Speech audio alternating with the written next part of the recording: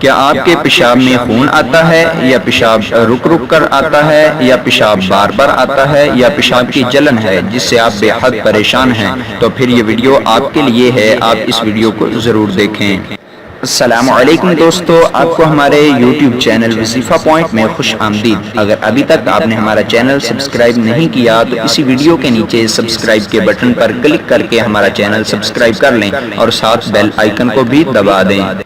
تو دوستو، سب سے پہلے ہم آپ کو پیشاب میں خون آنے یا پیشاب کی جلن کے لیے عمل بتائیں گے۔ پیشاب میں خون آنے یا جلن کی وجوہات بہت ہیں، مثلا گردوں یا مثانے میں پتھری کی وجہ سے یا بہت زیادہ گرم چیزیں یا لال مرچ کھانے سے بھی اکثر پیشاب میں جلن ہو جاتی ہے۔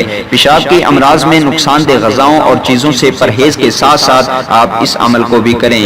وہ عمل یہ ہے: ایک گلاس پانی پر اول آخر درود ابراہیمی ایک مرتبہ پڑھ کر درمیان میں سورہ حشر کی آخری آیت مبارکہ بسم اللہ الرحمن الرحیم هو اللہ الخالق البارئ المصور له الاسماء الحسنى، یہاں تک ایک دفعہ پڑھ کر اس گلاس پانی پر پھونک لگا دیں اور وہ پانی پی لیں۔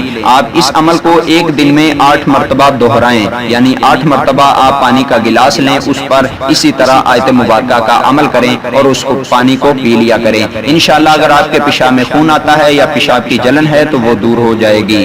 اگر کسی کو پیشاب رک رک کر آتا ہے تو وہ اس عمل کو اس طرح کرے کہ صبح سورج نکلنے سے پہلے اور شام کو سورج غروب ہونے کے فوراً بعد 11 مرتبہ بسم اللہ الرحمن الرحیم الملک القدوس الرحمن الرحیم پڑھ کر پیٹ پر پھونک ماریں۔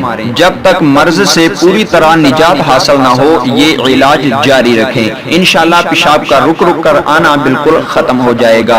پیشاب کا بار بار آنا، جس کو یہ مرض لاحق ہو تو وہ کسی تنہائی والی جگہ پر بیٹھ کر 100 مرتبہ یا ایل یا الہ یا اللہ 100 مرتبہ پڑھ کر پیٹ پر پھونک ماریں اور اس عمل کو 3 ماہ تک متواتر کرتے رہیں۔ انشاءاللہ 3 ماہ کے اندر اندر یہ ہو جائے گی۔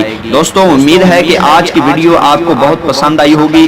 آپ لوگوں کے فائدہ کے لیے اس کو آگے شیئر کیجیے تاکہ کوئی اور اس مرض میں مبتلا ہے تو وہ بھی اس سے چھٹکارا حاصل کر سکے۔